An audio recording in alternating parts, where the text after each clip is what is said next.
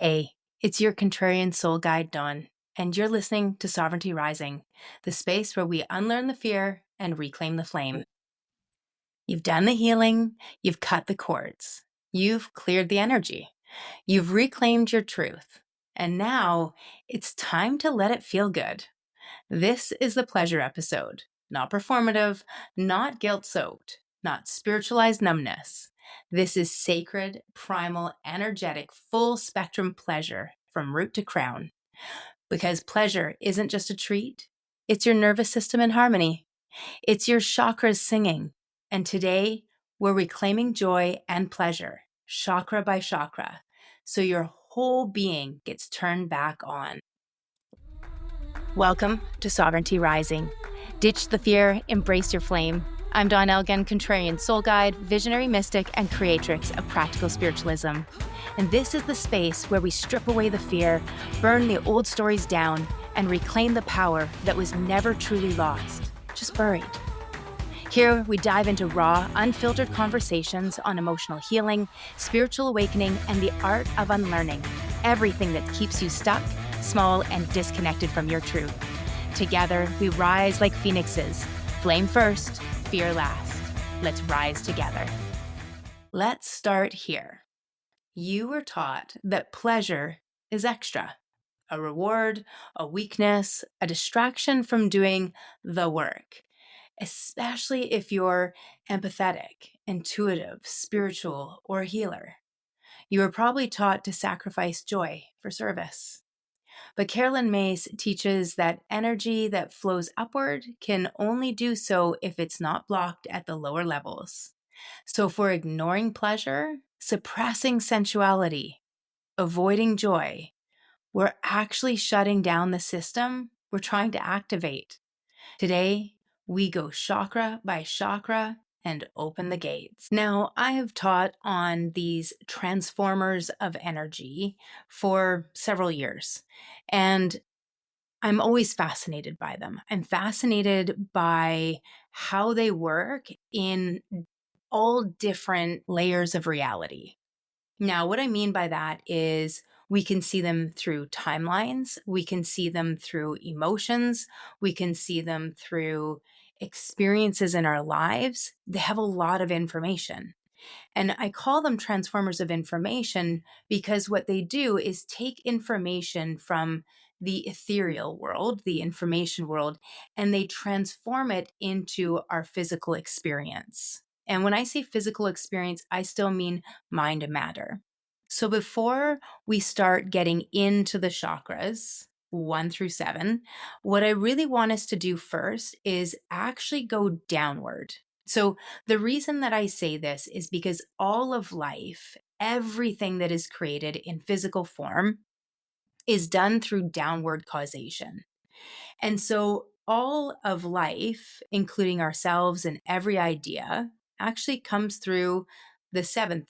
Well, there's a discrepancy, and people will say approximately 12 chakras in the main central pillar, but we're going to move through the 7 that are linked within our physical world. And so 7th is at the crown of our head. And when we get a new idea, it gets downloaded. We are inspired. So even think of the cycle of our breath.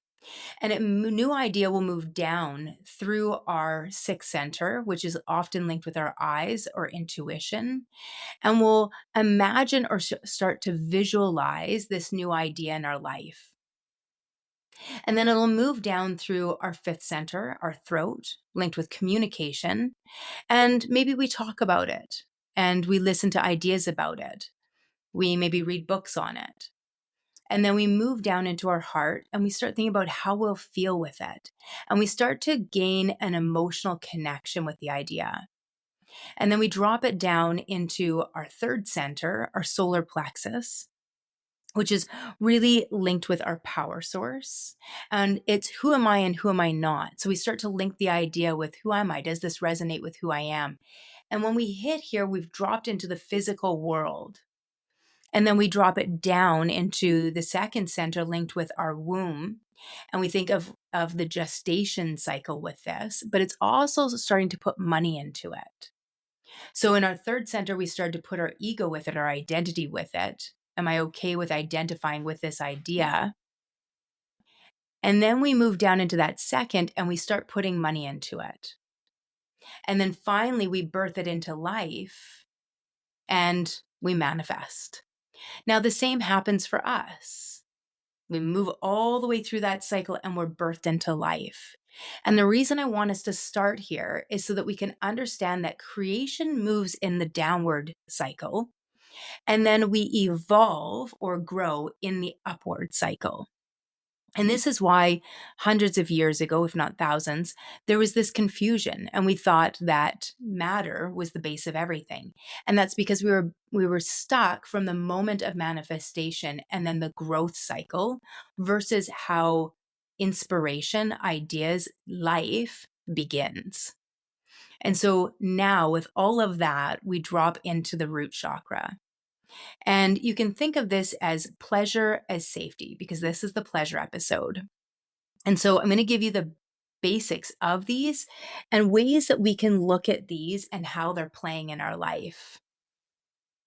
And so root, if we think of it as the root pleasure, is being very primal. The element is earth, and the theme is I am safe. It's linked in timeline with our birth, so infancy and our birth family. And if we grew up or were born into an unstable environment, whether that is our familial home or our community, often our foundation won't feel strong and safe. And just like a home, we need to build on a solid foundation for everything else to be stable. And so often this is the place we need to come back to. And that's why so often when we think of our healing work, we start with the inner child. And we go back to the first 8 years of our life where we're absorbing the world around us. And here is where we begin. So when we think of it from pleasure, it would be warm food, bare feet in the grass, a strong exhale. It's slowness, stability, enoughness. It's the foundation of the earth. And you can think like the growth of a tree. Solid. But if you grew up in chaos, poverty, survival mode, you may not trust the ease. But you can't rise in your joy if your body doesn't feel safe enough to relax. And so the practice that I want to give us today is to let our nervous system touch the ground. So that can be to wrap up in a blanket, move slowly, nourish yourself like you are holy. And the mantra for the root chakra is I am safe to receive. Often when I'm moving us through the chakras in meditation, I will say that we want to let go, to bless these centers and let go of the past, to release what is old so that we can embrace new information of safety, new information of being supported by the earth. Now, as we continue to grow, we start to move from that infancy up into the sacral. And this center in timeline is linked with our childhood. So that 0 to 8.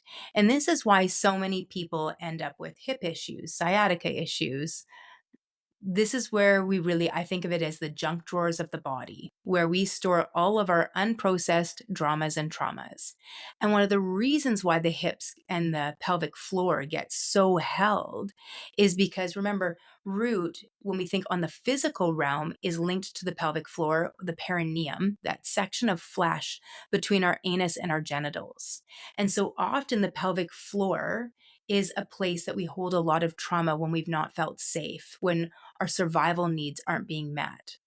So this is our fight, flight, fear, feast, fornicate.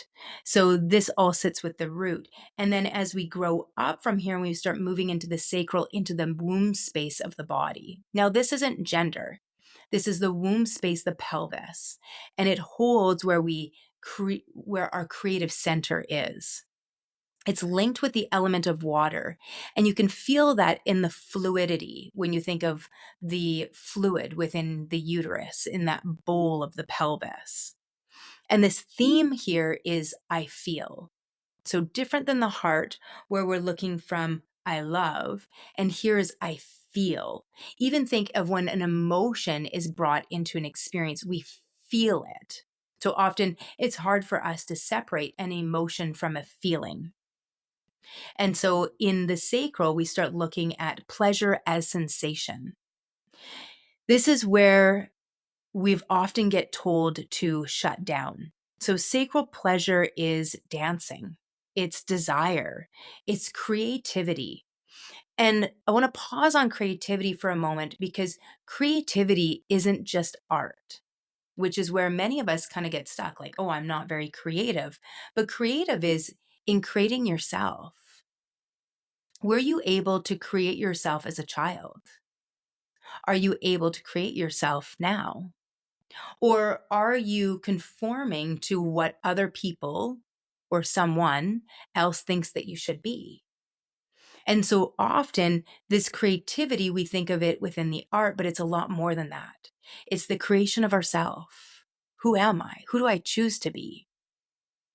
It is the creation of friendships, of relationships. It's the creation of our community. So our sacral comes really deeply into play.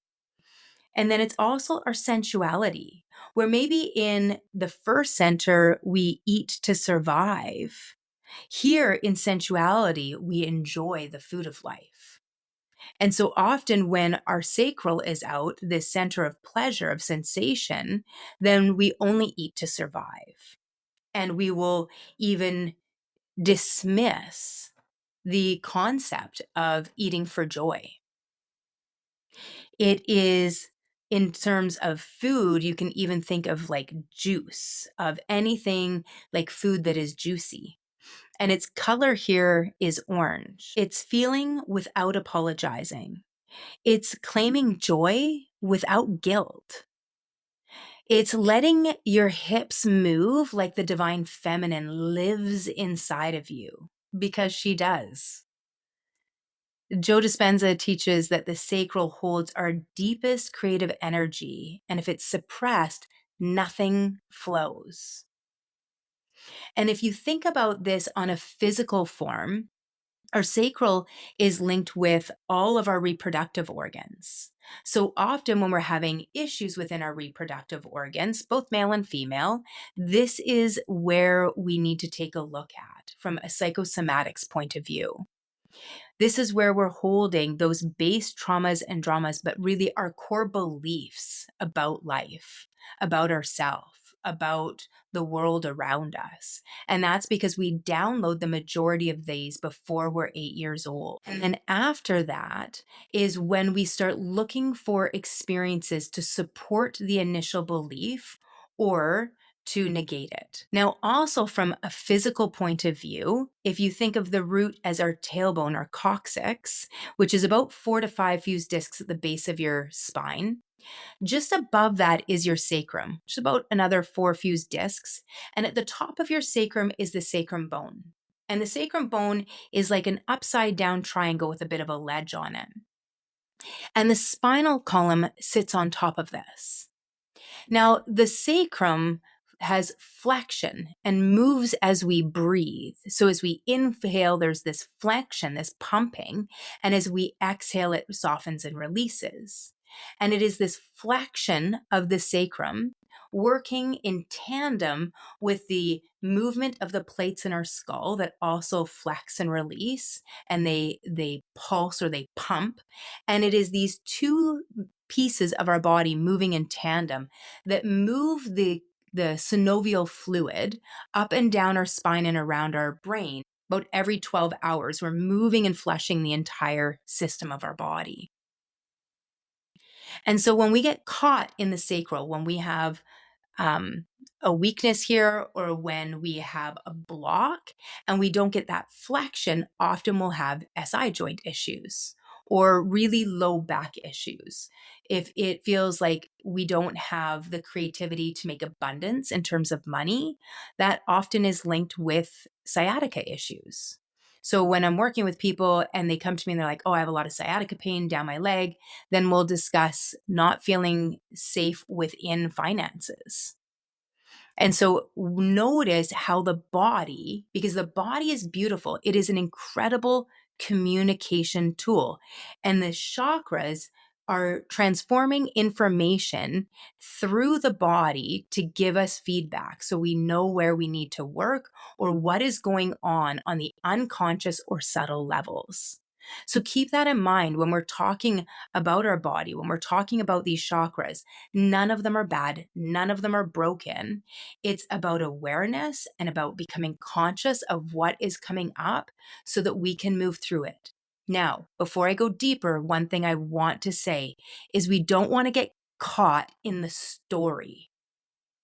So often, when we look at this from the principles of co creation, the fifth principle of co creation, as Carolyn Mace shares them, is to let go of all judgments, release all expectations, and let go of the need to know why things happen as they do. This is a difficult principle for many of us to move through, but it is something that stops us from being in flow, from being in alignment with co-creation or being part of co-creation. And that is because it activates often our inner child. Now, think of the center that we're talking about even here. And we get stuck with the problem is for children believe good things happen to good people and bad things happen to bad people. And they need this to feel safe. So we're still in our first and second chakras. And so we need to believe that this is the case. That's why often when children go through their parents getting divorced, they'll think it's their fault. If I was just a better child, they wouldn't have left. They take that on because something bad happened, and bad things shouldn't happen to good people. And we teach children this very young. Think about it. If you're a good girl, you'll get a treat. If you're a bad girl, you'll be punished. Or at the very bare minimum, you won't get the treat.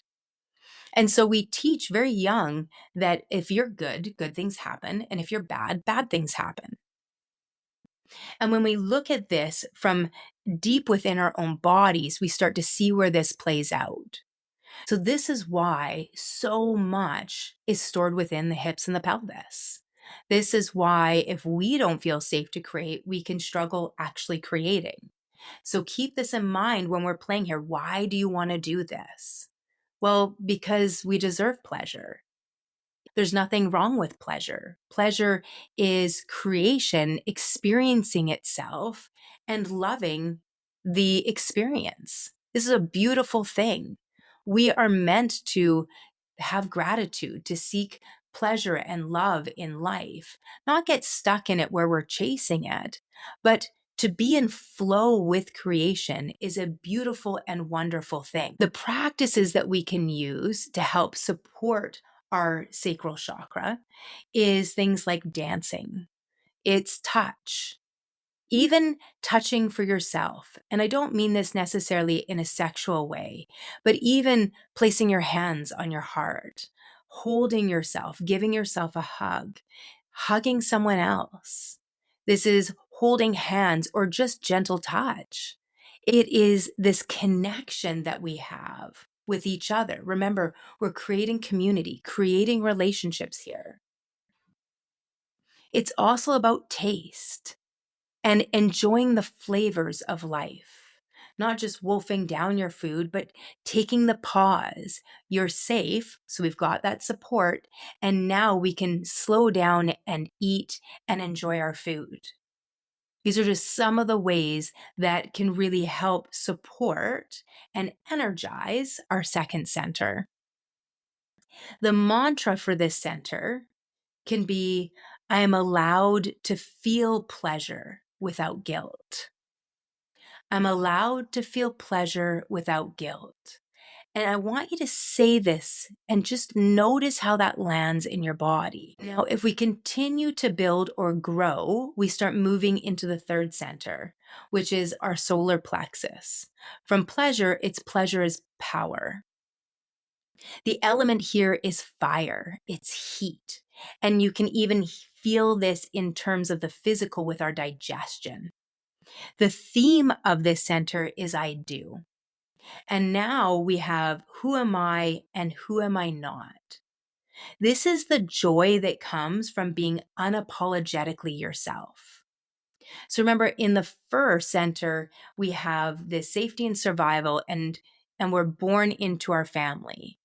So who am I in the world that I'm born into? Then we start moving into the second, and we have who do I choose to be? Who am I in this world that I'm creating? And as we move into the third in timeline, we link into adolescence, and we start linking into who am I and who am I not? And so we even here start going more intellectual. So what's really cool is when you look at the centers this way, the second center, just like a child, there's lots of emotion. There's lots of feelings involved. My stomach hurts. We start to feel things. And when we move into this third center, when we're moving into adolescence, we start to dislike and be disconnected or dissociated from the feelings of our body. And we start to move into being more intellectual. Who am I and who am I not?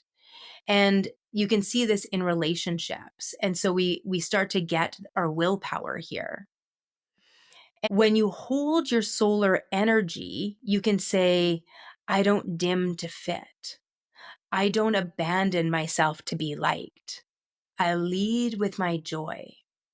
This is where many high achievers collapse because they confuse power with hustle, and they are not the same. I struggled in this center for a long time, and it's not really surprising, all things considered. I gave my power away. I gave my power away to other people to say what my worth was. I gave my power away to my ex-spouses. I have, and it's not uncommon. We give our power away all the time. We're taught to. Even think about it. You are growing up and your parents are upset. Why are you upset? Well, because you did this. So we have these power dynamics that start to happen. And here's where we really start to notice it, to see it come in. And so true power is really magnetism. It's glow.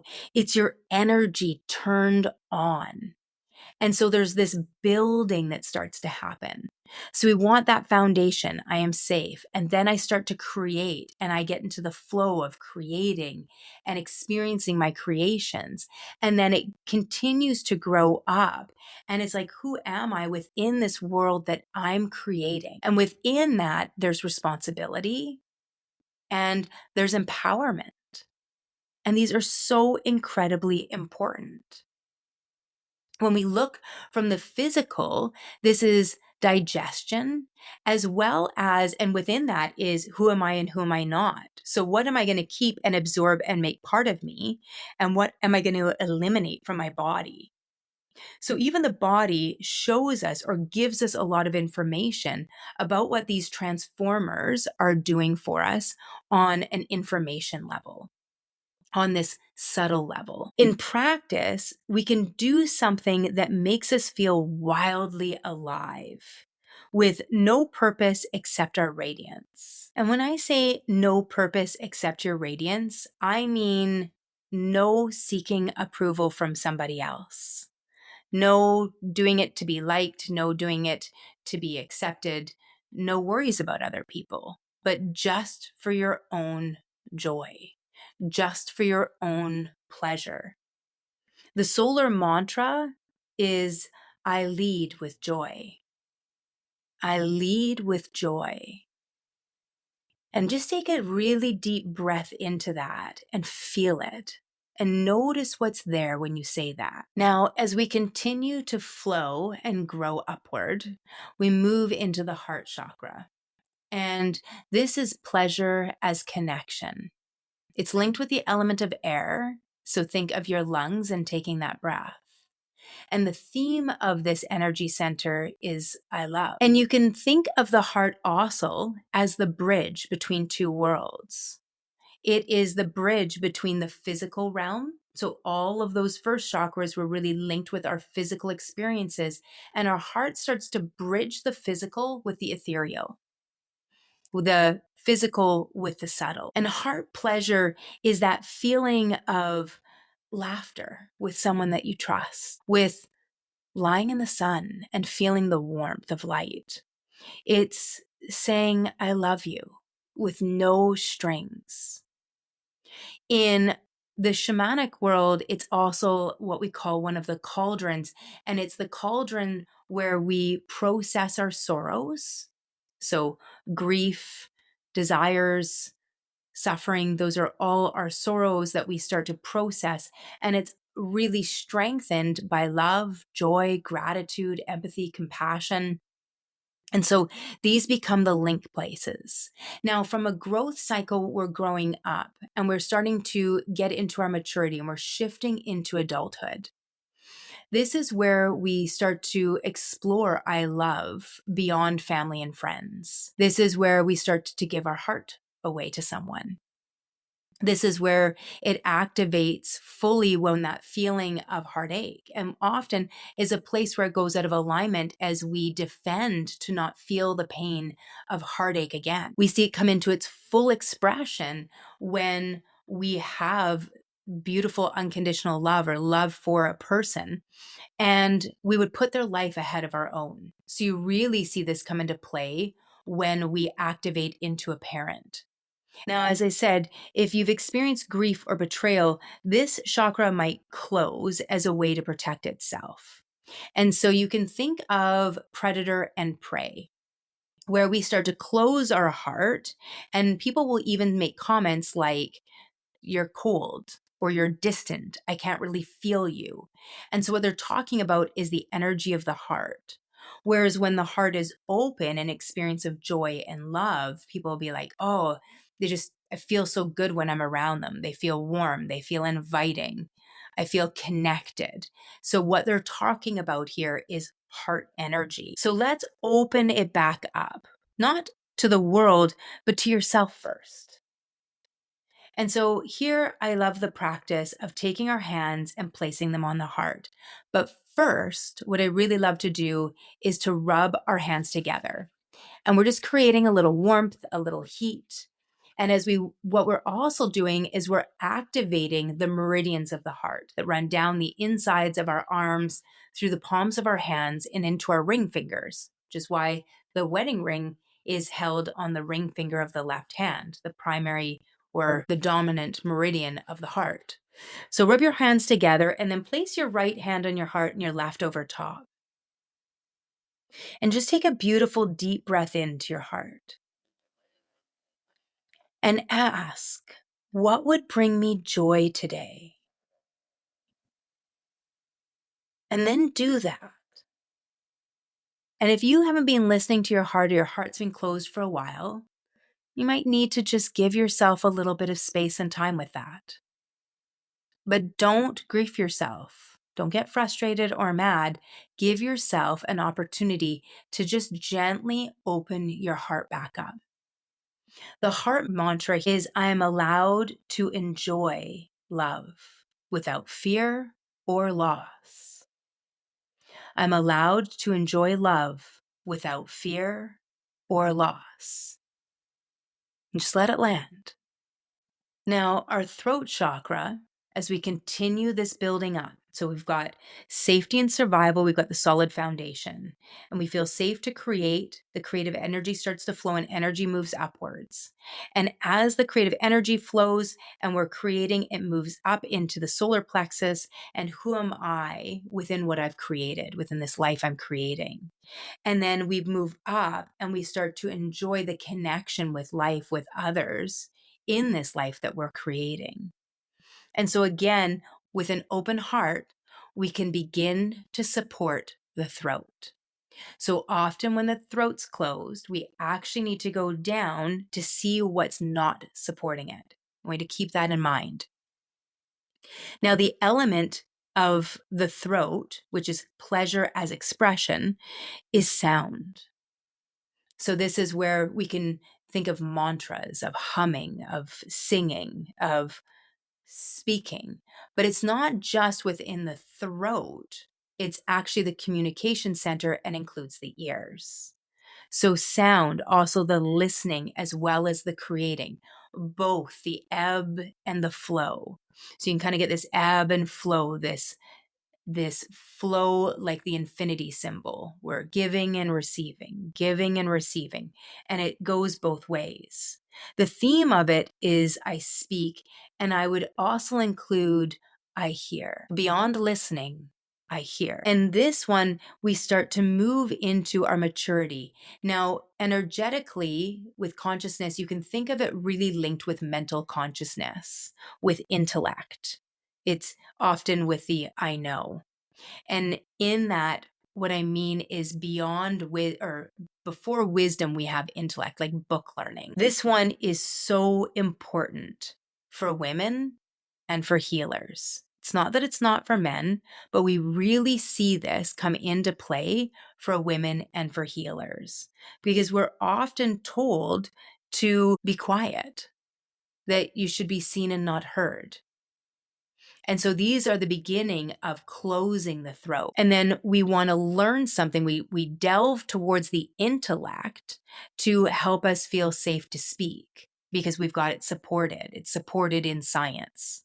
And you can even think about this. People get worried about saying something if it's not scientifically backed, which is hilarious because a lot of what science is proving now in quantum physics, it's actually proving things that we intuitively understood and knew thousands of years ago, Taoist medicine.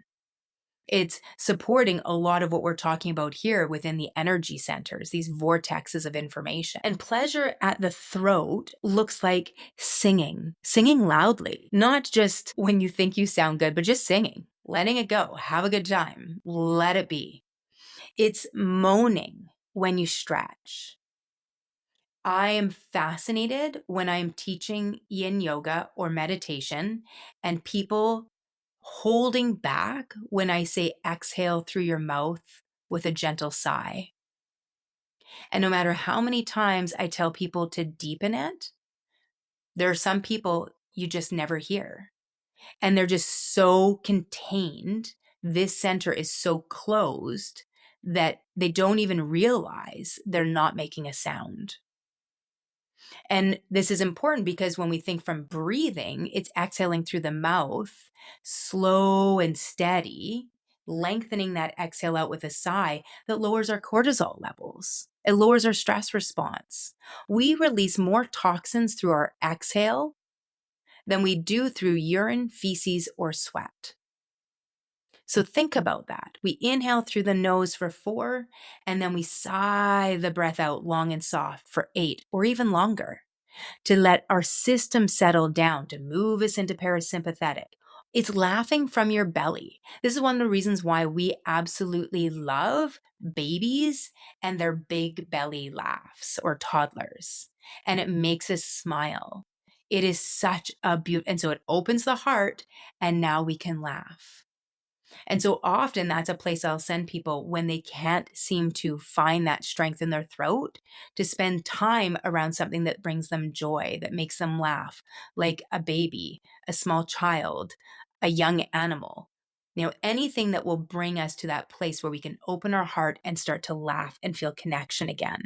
Pleasure at the throat looks like saying your truth without softening it for others. So often when the throat is closed, it's passive aggressive. We don't feel safe to create our own speech, who I am within this world, to stand within that truth, to keep our heart open and trust what's happening. And our throat isn't supported, and passive aggressive speech gets brought out. We don't hear people fully. We listen through filters as opposed to listening with our whole bodies. So expression is how we move energy. And unspoken truth becomes energetic weight. And that's interesting. Let that land in your body.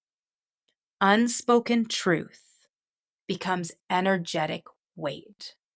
So we're out of integrity with ourselves. We're not speaking our truth.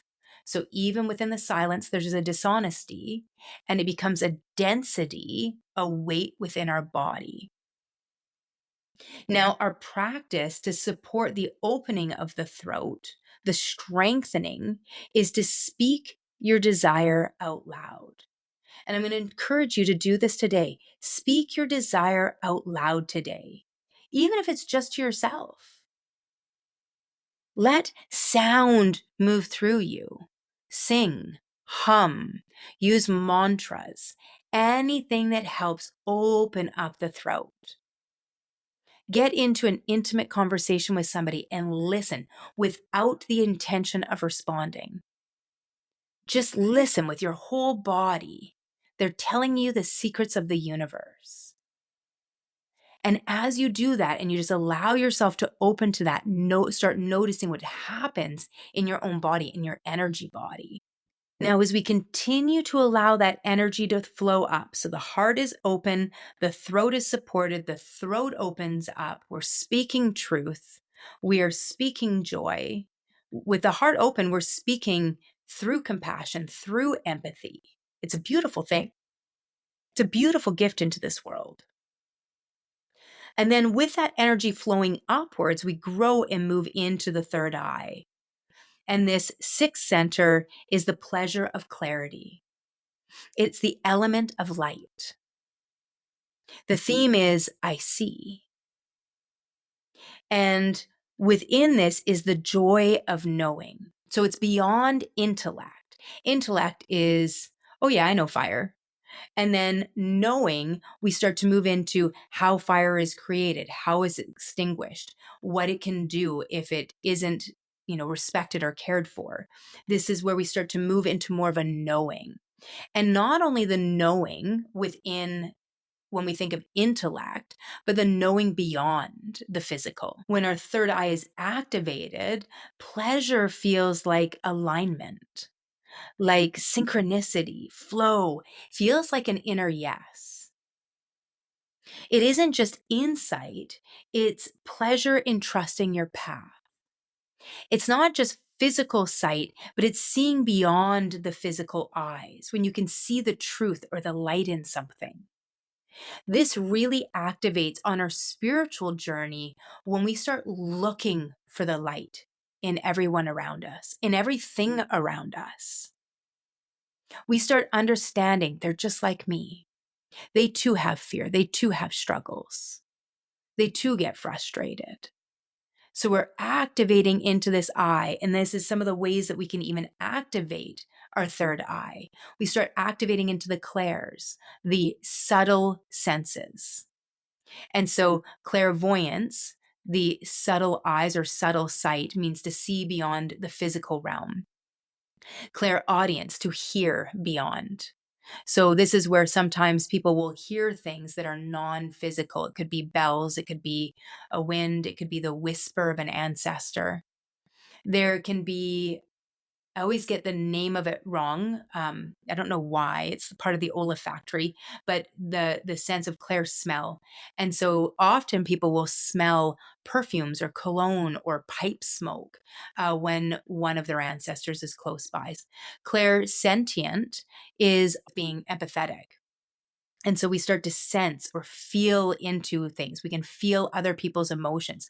We don't want to take those on as our own, but we can sense them so that we can understand what somebody else is going through and be with them as they go through it.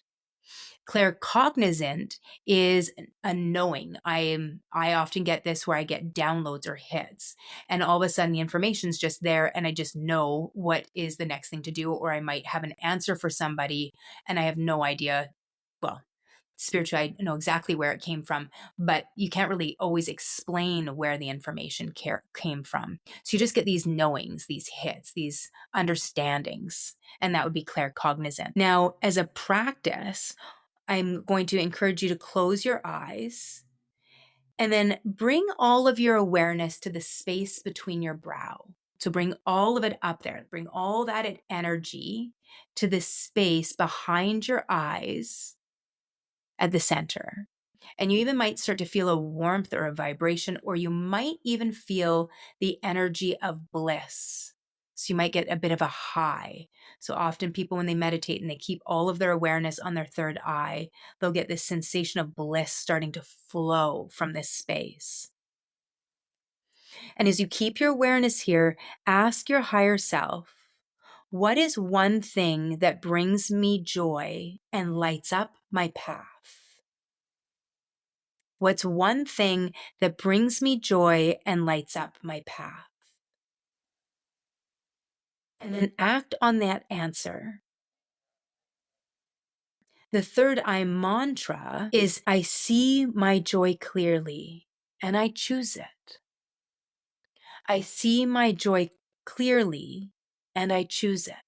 Now, as we open this up, we come all the way up to the crown, and the crown is linked at that little soft spot at the very top of your head. Its element is consciousness, awareness. The theme is I know, but we're not talking about knowledge. We're talking about deep wisdom. This is the highest octave of joy. This is our connection, our flow point to the highest vibration of love and light. Not loud, not performative, not even sensory, just pure presence, sitting in stillness and feeling the quiet yes of being alive, that flow when we're in gratitude. When life around us just blows us away. Deepak Chopra calls this bliss consciousness. And it doesn't come from effort, it comes from letting go. So this is where we just open and we're so present in the moment. Just here, right now. And whatever tries to pull us out, we just keep coming back to this moment, to the now. And in this moment, in the now, we are so present with ourself, with our highest self, with our consciousness. Every answer is there and available to us. That's what we get access to when we go into the stillness, into the quiet. And the practice here to open and support this center is to sit, to breathe, to smile. Not for any reason, not because something has pleased you, but because life exists. And then just be. Let joy rise from the inside out. No reason needed. And the mantra here is, I am joy. I am light. I am enough. Just breathe that all the way in. So one of the practices I love to use is chakra breathing. And I love to do this practice in 7 cycles. Now, I learned this practice originally from the California Institute of Human Sciences. I was taking actually a course on chakras. And as we were taking the course, one of the professors gave us this breath, and I just loved it. And so, what we do is we visualize or imagine that we're drawing the breath or the energy of inspiration down through the crown of our head, behind our eyes, down our throat, and then down our spine to the tip of the tailbone, all on the inhale. So you breathe in, draw that breath down like you're sucking through a straw to the tip of the tailbone and hold it. And then as you exhale, let it flush all the way up the front of your body and back out to the crown of your head. Inhale, we draw down to the tip of the tailbone, to the perineum, your pelvic floor. And as you exhale, you let it flush all the way back up and out. And you can do this for 7 cycles. Now, one direction is often easier for some people than the other direction. So you can also do this breathing down the front of your body and then exhaling up the spine instead. So just notice where that wants to come into. The energy of the yin and the yang can be the difference. So the energy of the feminine, of the yin, is at the front of the body, and the energy of the masculine, of the the yawn is at the back of the body. And so there's always the yin within the yawn and the yawn within the yin. But if you think about this, if we're in more yin energy, it might feel better to breathe down the front and up the back. Or if we're more in yawn energy, it might feel better to breathe down the back and up the front. Neither is better than the other. So it's just a matter of playing and seeing each time that you do it where it's at. Now, we can also do this breath, and one of my favorite ways of grounding myself is coming through the centers. So I inhale down through the crown of my head into my pelvic bowl, and as I exhale, I drop the energy of the breath down into the earth. And then as you inhale, draw the breath from the earth up to your heart. As you exhale, from heart through the crown of your head towards the sun, the ether. Inhale down into your heart. Exhale down into the earth. Inhale from earth to heart. Exhale from heart to ether. And you can play with this tethering breath where we're just anchoring ourselves, tethering ourselves to both poles. So we're moving that energy through the central pillar, this cord of energy that links us into both realms.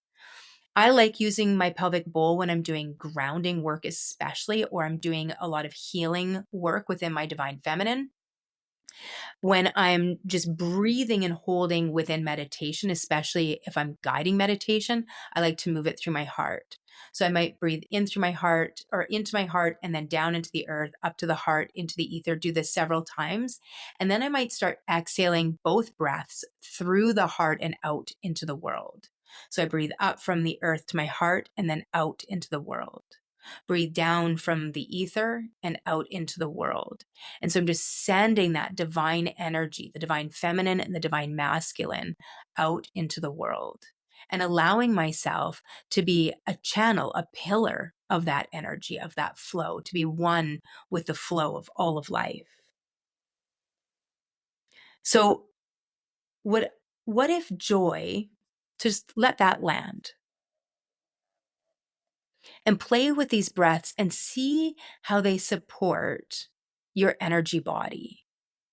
Another way that you can do these breaths, if you want to use them in a meditative state in the morning, especially to kind of get them charged and aligned, is you can breathe and hold the breaths in the root, feeling that energy build. And when you're ready, start breathing to the second center, then bring it up into the third center, then up to the heart, then up to the throat, then up to the third eye, then up to the crown of the head, and then just let it flow from the root all the way up through the crown. It kind of pours over top of you and it becomes like a torus field, like a fountain that continuously flows. And I'd love to hear from you playing with those breaths. What landed for you today? What breath really anchored for you? Maybe it's one, maybe it's more. So in closing, what if joy wasn't something you had to earn? What if pleasure wasn't something to prove? What if it was simply your birthright as a divine, alive, pulsing human soul? This week, ask yourself, where in my body have I been withholding joy? And let that chakra, that space within you, speak. Let your energy guide you and let pleasure lead. If you want to deepen this journey, I invite you to join us in the Awakening Circle. It's our free Facebook community where we just have conversation, daily talks about things like this. I go live in there often and always sharing thoughts and little breathwork pieces and books and things that we love. So it's a great place for us to cultivate some community. We don't have to walk this path alone. Until next time, dance, taste, speak, and surrender. And let your joy turn your whole system back on. And remember, I see the light in you, and it is brilliant. I want you to see it too. You are not broken. You are not too much. You're remembering who you've always been. And this journey is just getting started. If today's episode lit something in you, hit follow so you don't miss what's coming. And if you're feeling it, leave a review. It helps with more soul-led women find this space. Want to go deeper? Come find me on YouTube, Facebook, our private Facebook community, The Awakening Circle, Instagram, TikTok, or at our website, practicalspiritualismco.com, for all the ways we can rise together. Not to worry, all those links are in our show notes. Until next time, stay sovereign, stay bold, and keep that fire lit.